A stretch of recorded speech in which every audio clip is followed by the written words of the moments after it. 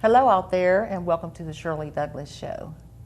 Thank you for tuning in, and you will be glad that you did because I have wonderful guests on today, and we're going to be talking about an organization that is totally outstanding because of what they do and in so many facets, but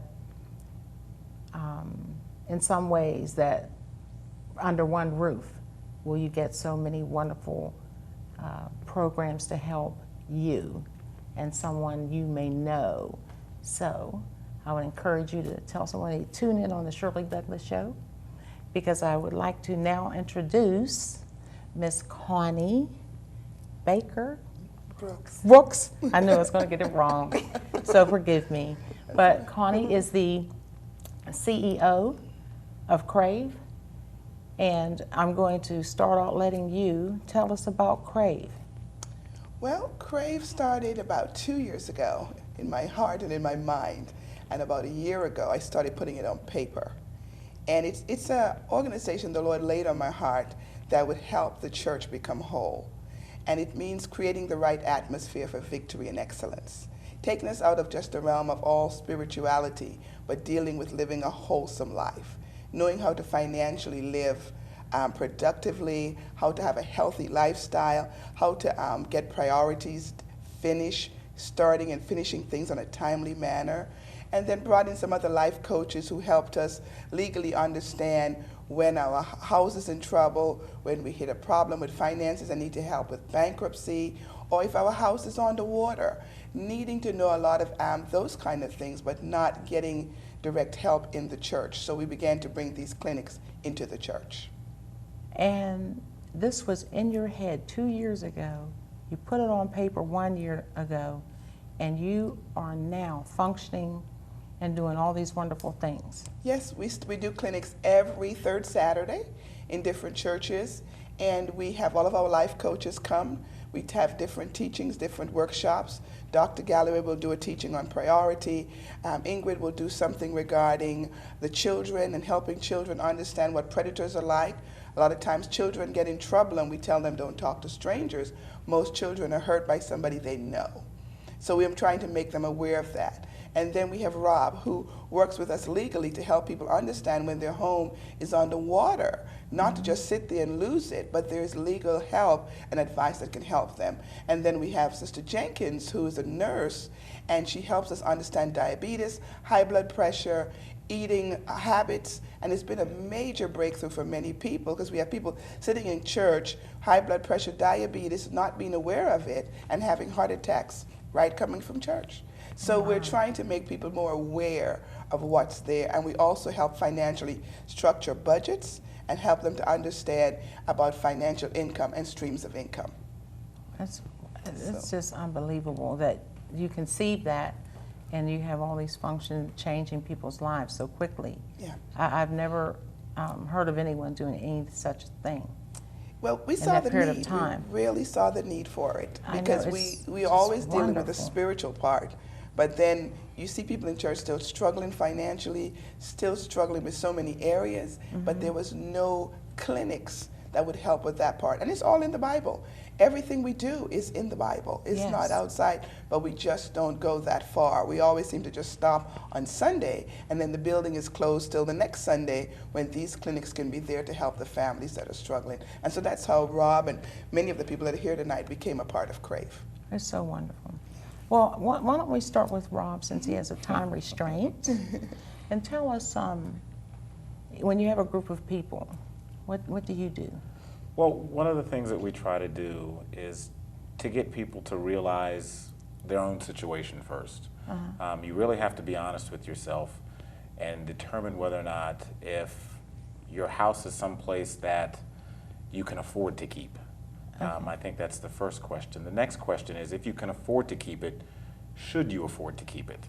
There are many situations where people have purchased homes, particularly in Allegheny County, and the values of the houses are much lower now due to the economic decline, but the mortgages are still very high, Right. or the interest rates are very high, or they're on adjustable rate interest loans, and people really don't know what to do. So some of the things that we talk to, you know, the members about and the people that will come into the programs are first and foremost, don't automatically think about bankruptcy. That's what we do, but that's not the only thing that's there. The government has many programs that are out there. Some of them, the Making Home Affordable program that was established by the Obama administration. And there's a new variation of that very program now where people can go in there actually writing down interest rates on loans and restructuring them so that you can restructure the loan and get a 2% interest rate fixed for a 30-year period if your lender is a participant.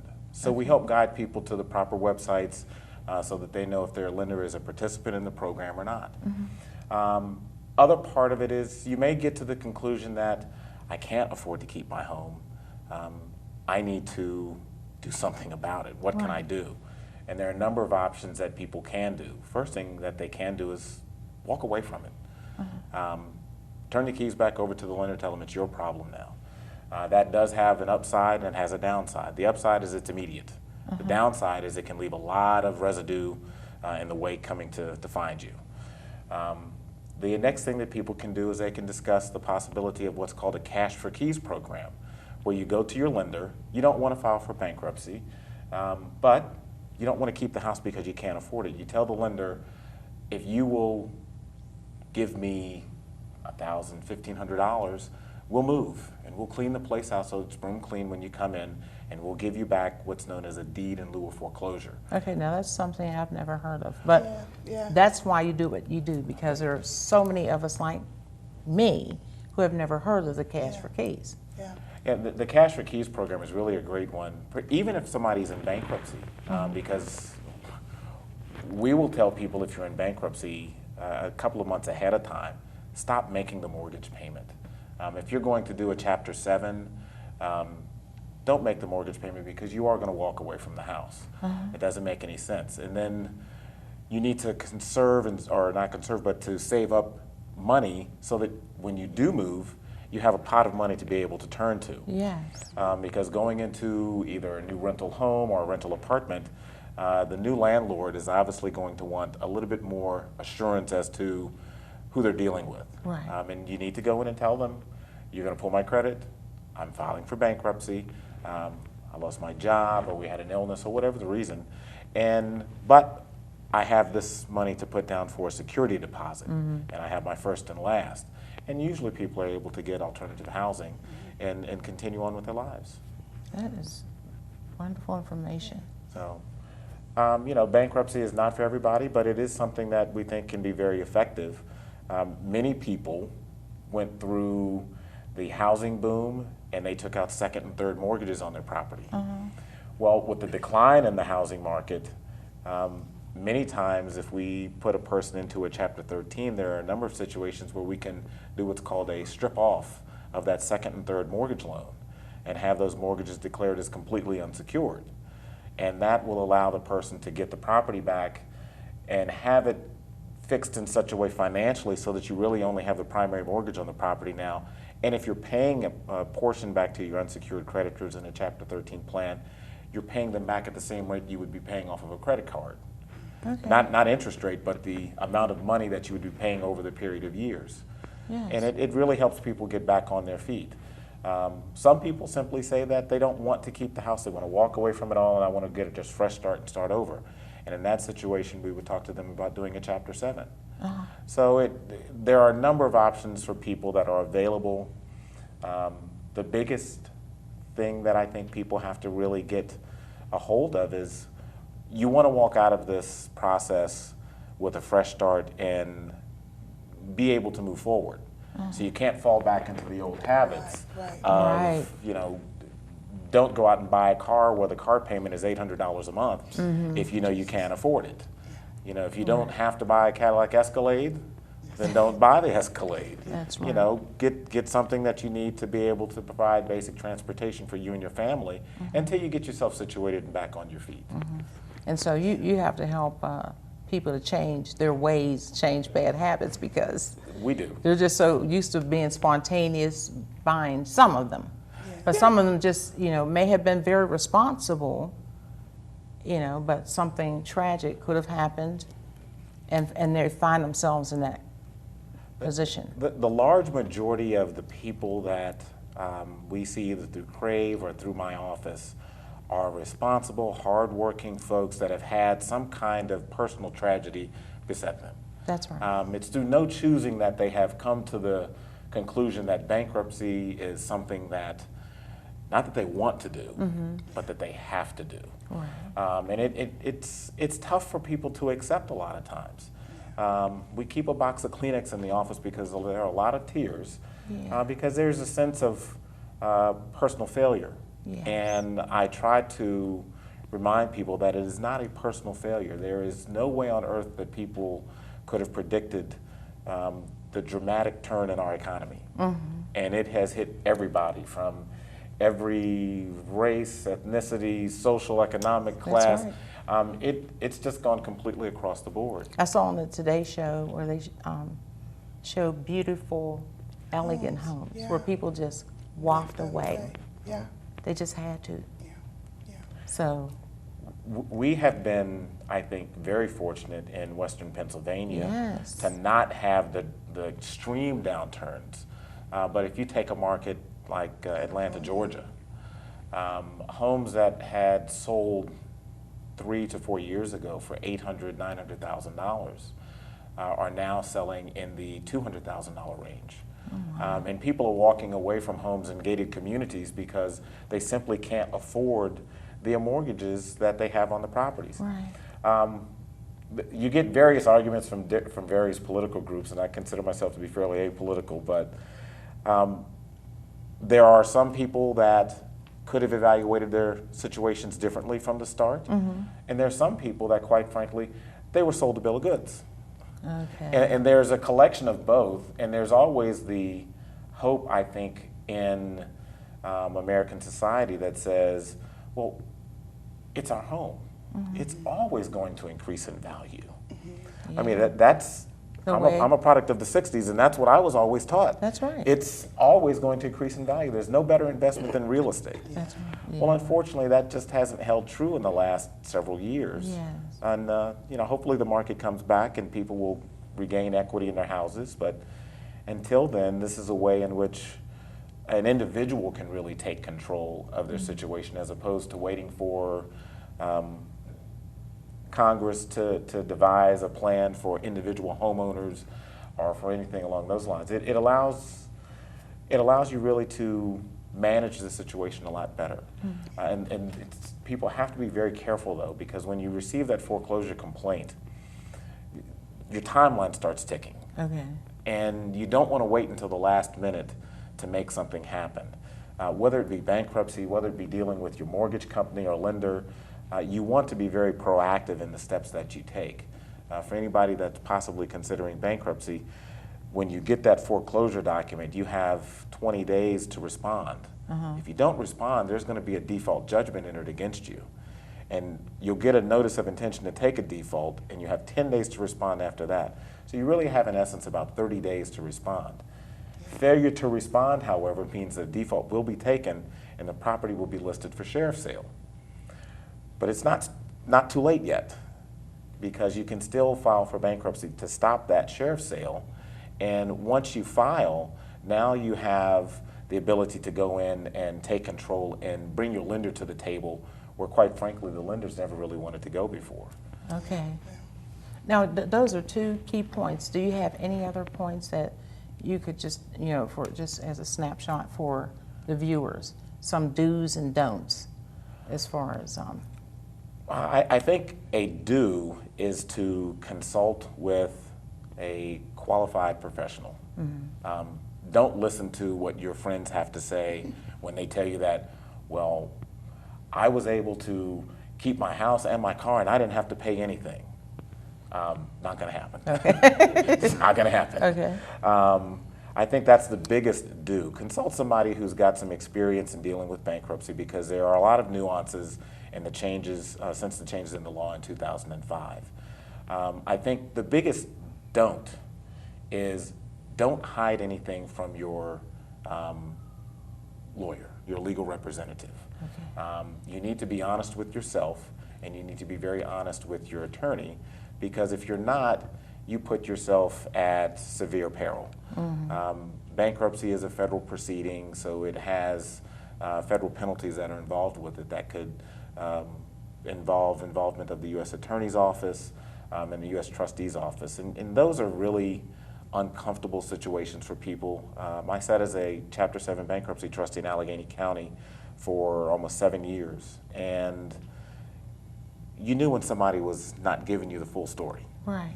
And part of what the panel of trustees does is evaluate what the full story is supposed to be. They're pretty good at their job. Okay, so If be you're honest. Right, and if you tell if you're honest with your counsel, counsel will know how to protect you. That's their Exactly. job. But they can only do that if you provide them with the proper information. That's right. So, thank you. thank you for having me. Well, that's what we provide. We want people to have information. Yes. And so many times people are sitting in churches losing their homes, or it's under the water. They just can't afford the mortgage, but no information on what to do next. And like you said, sometimes we ask friends and we get bad advice. And so we're trying to get professional information into the hands of people that are going to change their lives. That's so our goal. invaluable. Now, I know that this lady is a registered nurse. Now, this is Miss Elaine. So what is it that you talk about? What do you do? Well, in the profession that I work in, it's always about the health ministry, and it's always about the health. We teach people and facilitate the program with sharing knowledge about health issues. This time we're doing the health issues concerning diabetes. Diabetes now has grown to be an epidemic. It's nationwide. More and more people are being diagnosed with the disease of diabetes. And we're always taught and always teaching that to know better is to do better. And we feel that if we give everybody the knowledge, then we can help to prevent some of the complications that occur from diabetes. So right now, this is the area that we're focusing in on. Recently, there's been several articles that have been listed in the newspapers, including the Courier that I was just reading, concerning the epidemic of diabetes. Now, it's known nationwide that diabetes has affected more than 26 million people. Oh my God. That's a lot. It's getting worse and And- worse. Yes, and it is getting worse and worse. And they're saying that within the next 10 to 15 years, probably 1 out of every 3 people will be diagnosed with diabetes. And it has to be getting younger. Yes. The children, because the way our youth eat, the schools Yes. are not taking that into consideration, and being free to go to the fast foods and eating when the parents aren't home, and they're not healthy. Right. So, and there's one product that is so unhealthy, and when I see people eat them, I'm not going to say the name, but they're noodles. Okay. But they are loaded With sodium. with sodium. Yes. And I know college students. Make meals out of them. Yes. Yes. I mean, they wouldn't be able to survive. That's and, right. and though I know how important it is not to consume those, there was a family in need, and they needed food. And I did buy some Roman noodles, okay? And, Yes. knowing that. So with me, with that knowledge, and I still had to do it because I couldn't afford, to do a lot. But I didn't want to see someone hungry. Right. So I did that. So can you imagine if you're a Doing it every student, day. Yes. and you don't want to be hungry, you're going to go and buy it. Exactly. So I think with Miss Elaine, one of the things we were finding out is how many people are now being diagnosed with type 2 diabetes. You see, people when they hear diabetes, they're thinking, oh, it could be just something generational, but you have people that are getting diabetes at 42 and at 50 just from not moving and just from improper eating. And so that's happening. That's why it's evolving so fast. And we're just shocked at how quickly it's moving through our race of people. Very, very fast. But And it has, starting at a younger you know age. what, it just has to be moving, you know, not just in our race. Yeah, Because there's too many young people just consuming this, yeah, yeah. period. Yes, and this is why we try to get the information out, because we want to start young, Yes. and we want to start with everybody. It's a whole nation that needs to be changing their health eating habits and also the activity. You know, we have too much inactivity. You know, it used to be a time when I think when we all were growing up where we didn't have the computers, we didn't have the hours of computer TVs to sit games. and watch, but we were outside and we were riding bikes and we were riding scooters. Exactly. And We doing didn't sit down and play activities Wii, and you know, on the, the Wii or Yeah. whatever. No, we didn't have things like that. But this generation now, this is where it starts, and that's, you're right, the youth have started into with the diabetes, the overweight individuals, and pre-diabetes. You know, we have a lot of talk now about people who are pre-diabetic. They have their blood sugar numbers are high, and they're on, like a lot of people call it, borderline. And if they don't watch what they're eating and increase their activity, they will be soon diagnosed with diabetes. And that's where the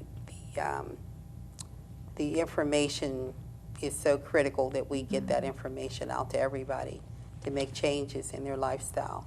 do you have, have you earmarked, training for young people?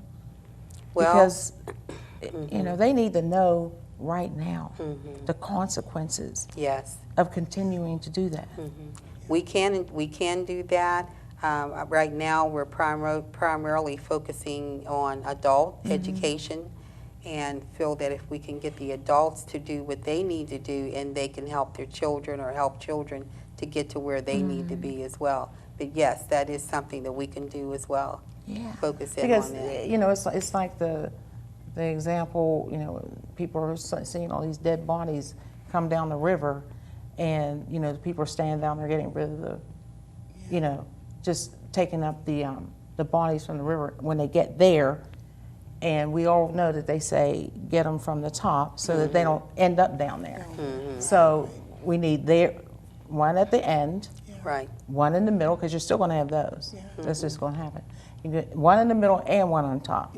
And the one on top is the one helping the children. Right. But surely Because- we have to school the parents. The parents have to be schooled Yes. because whether it's summer, the kids are being left at home to play the video games. They're not active. They're eating junk during the day. And then sometimes you just to stop at a McDonald's, pick up something for dinner and keep on going. Right. And still not balancing the vegetables and everything for the children. right. Or if my kids just don't like vegetables, I don't do it. We have to train them from now. And I'm surprised, even with Crave, how many parents even allow the children to get involved. We have programs for the children to come in, but a lot of times the parents don't take time. We only get them when there's a crisis. Right. When it's now, Too what do late. I do? And all the time we've had the information available, on how to get these things done. Even with Minister Ingrid, with coming in, dealing with the children, many times the families just don't take the time to come until now someone got touched, somebody got, now here they come, ready for us to do something quick, when all the time the information's been there. We're not proactive. We No, come we're when not there's a proactive. crisis. And that's we can the we can scary save part. so many things if as parents we start early. And if your child's not listening to you, we have certified counselors. Give them to somebody else because they need to hear the dangers of some of these things that are happening. Yes. And so that's what it's all about, and that's what we're trying to do, is getting information into the hands of people for them to make the right choices. Yeah. Even as a grandparent, observing your children, your grandchildren eating things that is not good for them. Yeah. And you may want to talk to the mother, Yeah. but they don't see the danger. And I'm talking about youth, Right. Yeah. Yeah. in their 20s and early 30s, Yeah. that just don't get it. Yeah. One of the things that we do is we teach meal planning and label reading. Those are two key issues for survival for all of us. And one of the things about label reading is that we teach people how to learn to read the label so that you know what you're putting into your body. You're going to make healthier and wiser choices. Right. And this is what we teach as well. How much sodium is in something, how much sugar content is in something. You're reminding me of that because I took care of my mother. And I was always so conscious of the sugar content because she had sugar diabetes. And I was buying this cheese, these little cheese chunks. And one day, I didn't look at the sugar content, I looked at the sodium Yes. Yeah. and realized, oh my goodness. And I haven't even eaten them since. Yeah. But I had no idea. Yes. So label reading is so important. I did it for my mother, but I was always checking the sugar. Yeah. Yeah. Right. And you know, she, you know, it's I'm checking myself because it's like, well, she didn't need to eat the salt either. Yeah. You know, but I was so concerned about the sugar, and so reading the whole label. Yes, whole label. Yes. Learning how many servings is in each package of what you're looking at. Yeah. And then going from there, because oftentimes you don't even look at that. You just look at the label, and you don't even look at the amount of servings in That's whatever right. you're looking at. And So when you that look can at that, be- you yeah. have to know this is per serving. Yes. But there might be 10 Yes. servings. absolutely. So you say So you're 10 getting 10. times. That's right. That's right. Yes. Absolutely. Yes. You are so right. It is. It's making the choices and really helping the children. And that's one of the things we bring Minister Ingrid on board to do, is helping parents understand, making children aware of a young age. Our children today know more about what's going on than we can imagine. They have a lot of information at hand. Between the internet and all the things they have a lot of information. But one of the things we have done, Shirley, we've told children to be aware of strangers. Don't talk to strangers. Right. But when you do research, the majority of children are not abused by strangers. They're abused by someone they know. And one of the things that Minister Ingrid brings to the table is making families aware of how to handle children. Like you go to a family reunion. Yes. A little girl should not be sitting on uncle's lap in a Daisy Dukes. That's right. We just have to teach them to be aware. He may be old and crippled, but he still has feelings. Right. And we have to teach them. And we'll be surprised how many children get abused or hurt at family outings because of certain dress, the way they carry themselves. And I'm saying, it doesn't matter how young you are. When that person look at you, all they see is a physical body. That's right. And that's where Ingrid comes to the table and kind of help us bring clarity to those kind of things in the children's lives. Okay, what I'm going to ask is that you stay tuned, and Ingram will speak to us about what to look out for those things, you know, that we probably never even thought about. But she's going to, you know, teach us to watch out for these warning signs. But we'll be right back. Stay tuned. Welcome back. Thank you for staying tuned. I am going to ask Connie to introduce my two guests. And one is going to be talking about accountability for getting things done, making yourself accountable for getting things done. Oops. I'm going to be sitting like this because I need your help, as many of us do. Well, Shirley, Dr. Galloway, a few years ago, sat in one of her workshops, one of her seminars, and she began to share how critical it was when doors opened to be prepared to walk through. But she also mentioned you had to be prepared. And it reminded me of being called to do, whether it's a television show or to speak somewhere, and not being ready, not being prepared, not feel like I was qualified. And so I went home and started thinking of how many books I had in my computer that I had not started but never finished. And she was very clear on prioritizing and being prepared. And so I called the publisher, and she read my book. She said, "You have all of this in the computer?" I said, "Yes." And Dr. Galloway's seminar helped me. And within 6 months, all 3 books were published. That and is know so they're incredible. available out there on Amazon. And I just was really grateful for Dr. Galloway on how she was very firm and prioritizing. So I want her to tell you a little bit about what she's done and the book that she has put in place to help us to prioritize our daily lives. Go, Dr. Galloway, hurry up. Well, what I bring to Crave is pretty much kind of twofold. As a certified life coach, I bring to Crave, I come to encourage, I come to empower, I come to educate, I come to even inspire those to get things done. And the other side of that is sustainable results. That's my goal, is to provide sustainable results. That when you get done with the Crave training, the different workshops, that you'll be able to walk away with tools, tips, resources, things that will sustain you no matter what your goals are. So some of the workshops that I'll present with Crave would be goal setting, using the SMART goals concept: specific, measurable, attainable, relevant, and time-bound. Smart. SMART. Now, see, I'm smart enough for that. I just can't do it. And it begins pretty much with big picture priorities.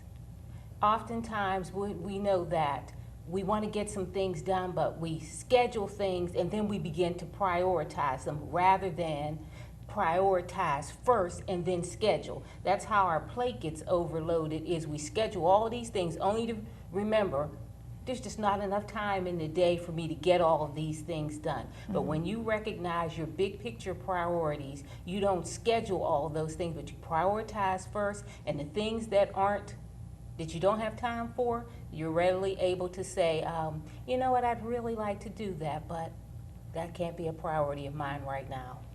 I'm gonna have to get back to you. Or you don't say no always, but you say not right now. And that's difficult for a lot of people, is to say not right now. Yeah. Because if you do, you'll oftentimes find out they still got it done, and it didn't even have to be you, because you weren't available based on your priorities. Right. One of the other things that we'll talk about in Crave is a vision statement. The Bible says without a vision, the people perish. That's So right. where's our vision? Where are you going? Where do you expect to envision and see yourself going? That's another area. Procrastination. That's another area that we'll talk about as a Crave, as a life coach with Crave, is minimizing. Sometimes we can't always avoid it, but we can minimize procrastination by putting some tools on planning in place. Talk about busy versus productive. Oftentimes we go to bed, we're so tired, but we've been busy, but have we stopped to think, have I been productive?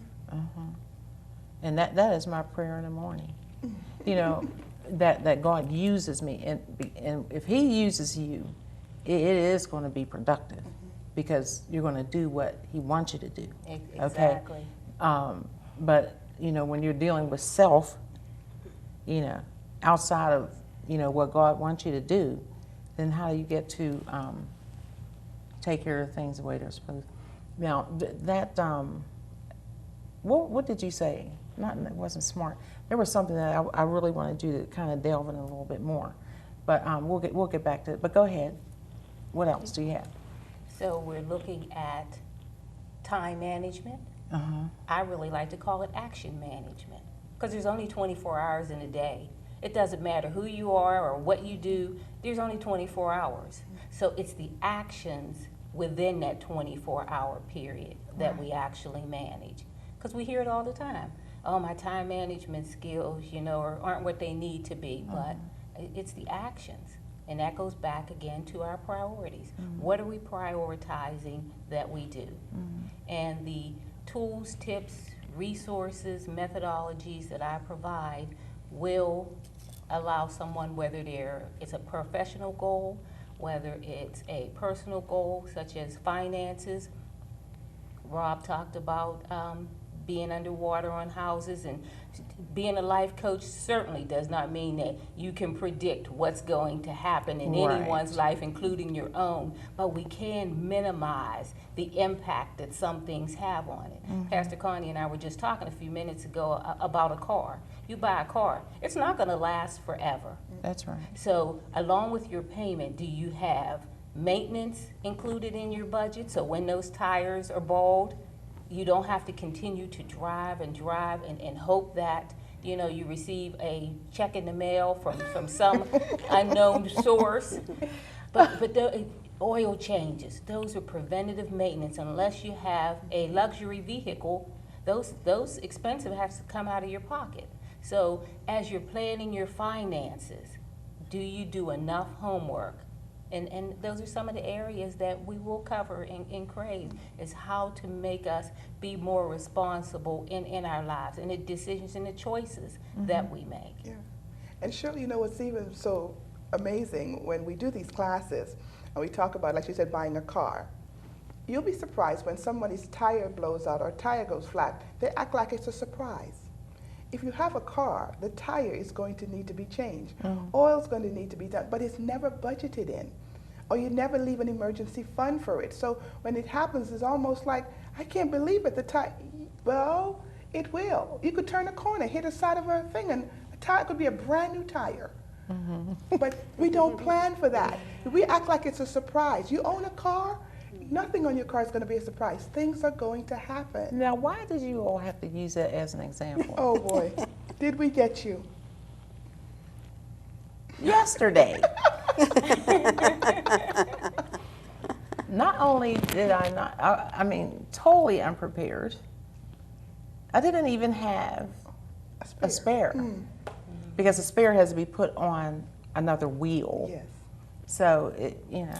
Absolutely. It happened to my daughter too. I know that. When she first said, I was like, why did she have to pick that? Absolutely. Because that's the basic things that find people in a crisis. Right. You're getting ready to leave on vacation. You're going to the store to pick up last few minutes things.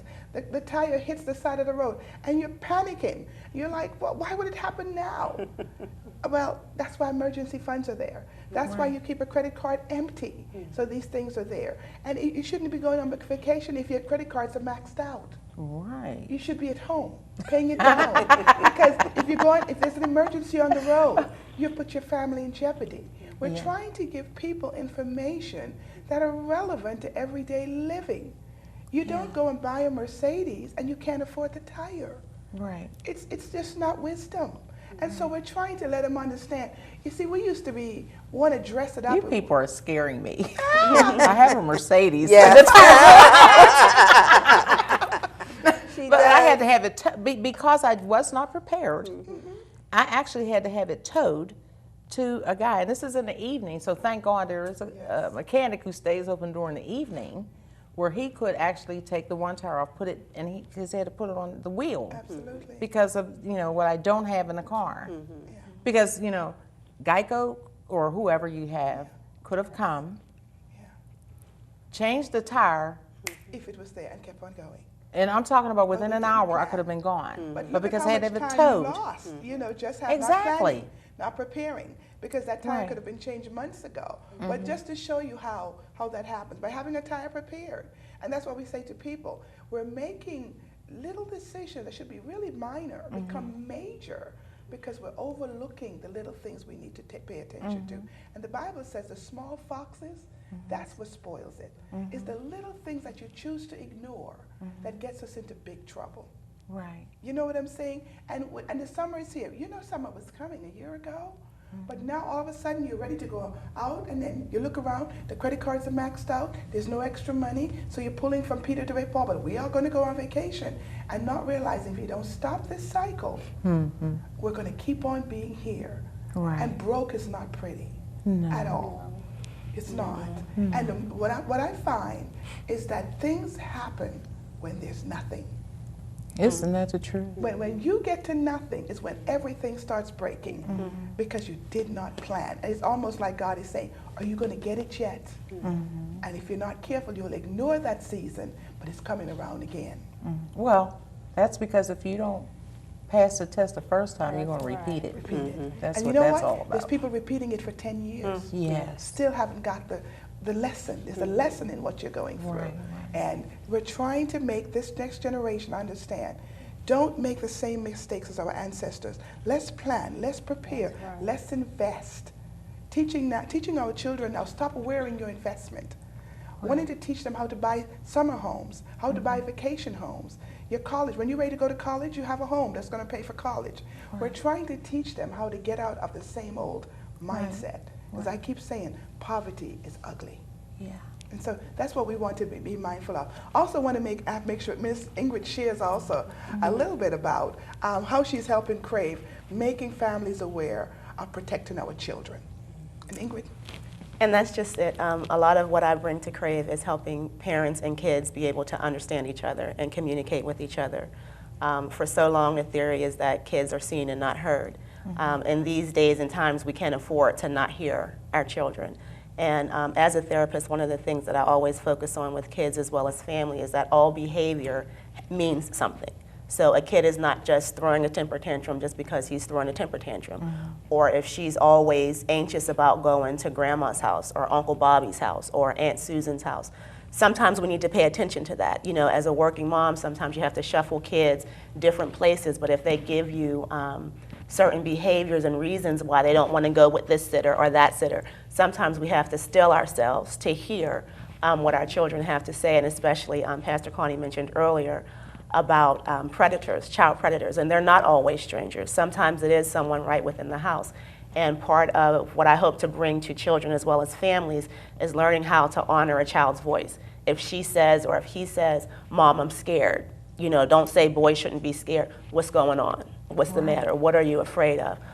There could be a bully at school. There could be somebody there could be a teacher touching them inappropriately. There can be somebody whose eye contact makes them feel insecure.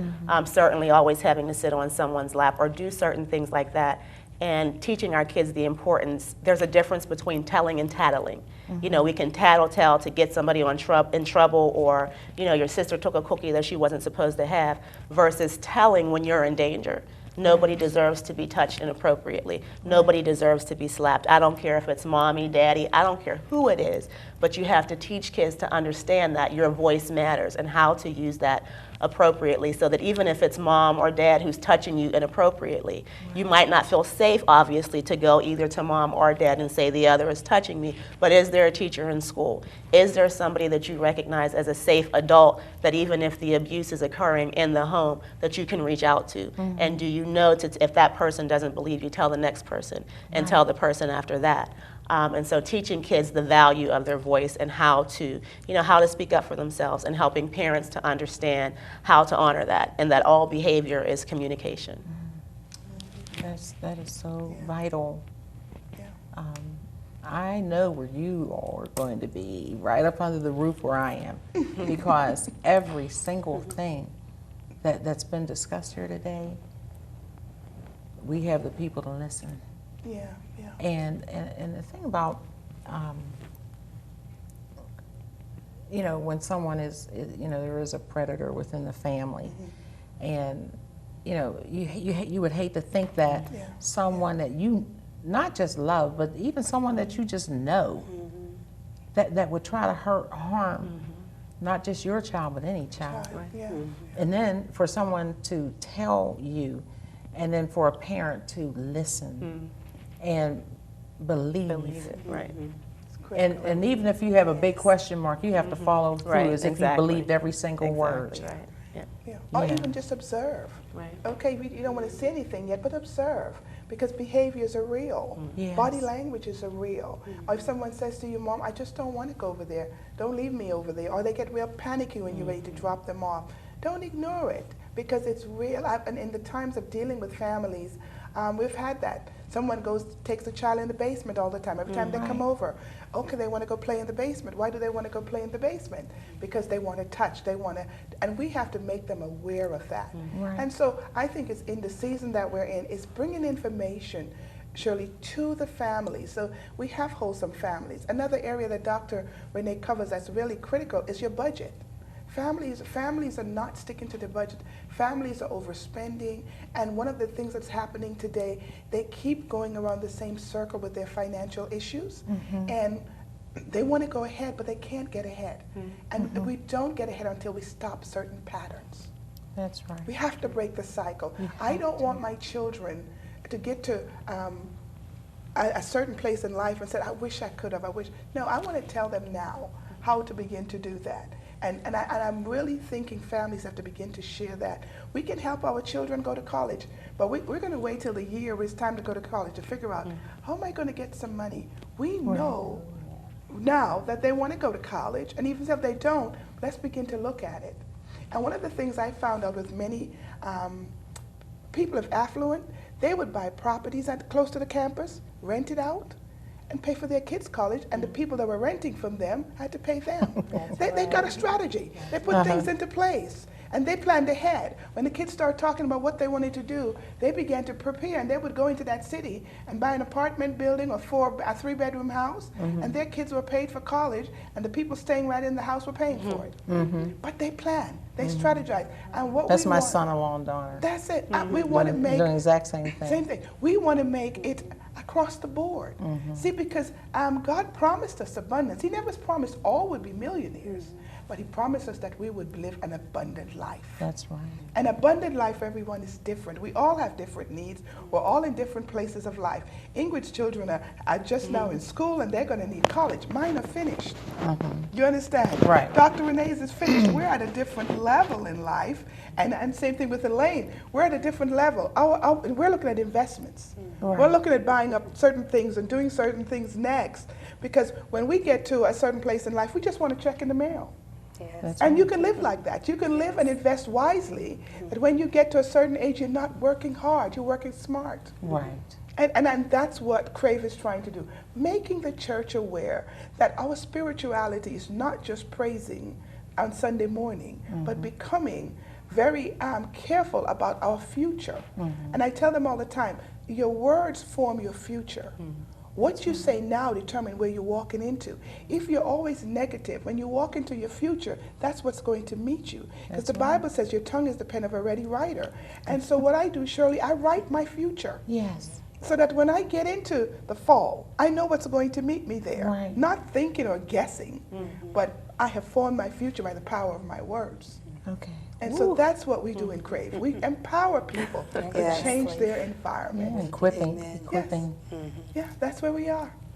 So that's where we're going. What a gift God gave you. It is. It is really a I mean blessing. that with everything that is within me. I mean, she knows I kid a lot, but with everything that is within me, what a great gift God gave to you. Thank you. Because of the lives you are affecting on a daily basis, and then they're getting blessed because, excuse me, they're using, Yeah, their gifts. their tools. And sure, to bless this others. is in every church. And my church is nowhere as large as some of the larger churches in the city. But these ladies here are in every church. There are nurses in every church, there's doctors in every church, teachers in every church. They're in every church, lawyers. But we don't tap into their secular gifts. All we think of is just the spirituality. And I believe just as Sister Elaine is a nurse, and that gifting, it may be a secular job, but it's a gift from God. Yes, it is. So it's just as critical as a preacher, Yes, because it she's is. holding another tool. And that's what we're trying to get the church to be aware of. We've got a lot of tools sitting in the church that we need to begin to use. Not just the evangelist, the pastor, the preacher, the prophet. Because they can be that and also this. Yes. Because Ingrid is a minister. She preaches. Sister Elaine teaches. Dr. Renee teaches. But they still have other giftings that we can begin to put in place to make the church become whole. That's our goal. To see the church whole. So how did God give you this gift? How did that happen? Well, I travel extensively, and that's what I do, and speak to many congregations, and I flow in the prophetic. That's what my ministry is about. But I began to see, I think one day, I was looking at a lady who had a heart attack. I said it was a slight stroke. She was in church on Sunday. By Monday, she had a stroke, a mini stroke at her desk. And I was like, now, she was in church, she was praising. Monday morning, she is messed up.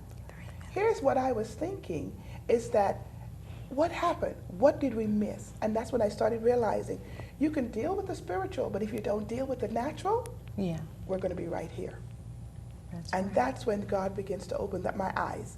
And I was traveling in London last year. I came home, and the doctor said to me about being a pre-diabetic. And I was sitting there, and I called Sister Elena. We were talking about it. I said, what's that? And she began to share, Pastor, this is how that can take place. And I said, you know what? I need to stop and begin to put what God gave me in Crave in place. Oh my God. And that's how it all began to be birthed. And no, we have an online on Tuesday nights, first and second Tuesday. We have a discussion where people can call in, and our goal is to go on television and begin to share Crave with the world, because people need to be aware of the natural as well as the spiritual. We can be so deep and die Right. because we have information that we need to put into practice. And these women have some great tools. And we have many more life coaches on our team. But these are some of the women that bring such greatness to our team.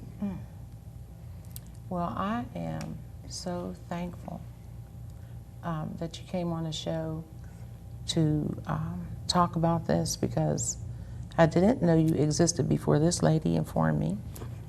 And I'm grateful, really, because there are so many of us out there who are dealing with all, there isn't anything that someone said except, you know, one portion of it, but that doesn't mean that's just me.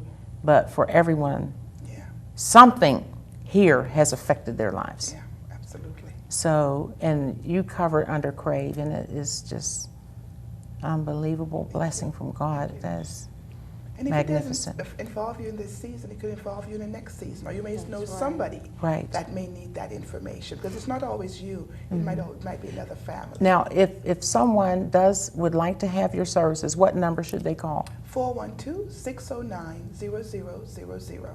Say it again. 412-609-0000. Okay. And they can reach Crave or go to our website, cravelc.org. Okay, And all the- cravelc.org. And they'll find all the information about us there. Okay. So wonderful. Thank you all again. I appreciate you Thank you for having and us. for what you do and for being on my show. Thank you. And I'd like to thank you for watching. So say goodbye, everybody. Goodbye. Bye.